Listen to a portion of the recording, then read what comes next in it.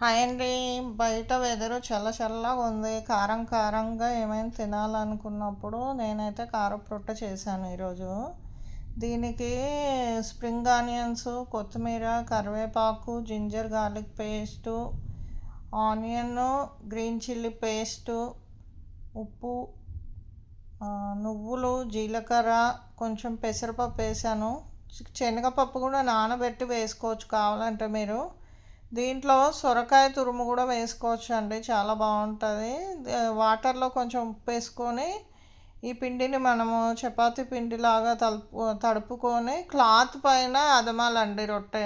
చూడండి ఈ విధంగా అదిమి దీనికి రొట్టెకి ఆయిల్ రాయాలి, పెనం పైన వేసేయాలండి, అంతే అండి. చూడండి పెనం బాగా కాలాలి, లేదంటే రొట్టె విరిగిపోతుందండి. మళ్ళీ రొట్టె పైన కొంచెం ఆయిల్ అప్లై చేయాలి, రెండు వైపులా మంచిగా కాల్చాలండి, అంతే అండి.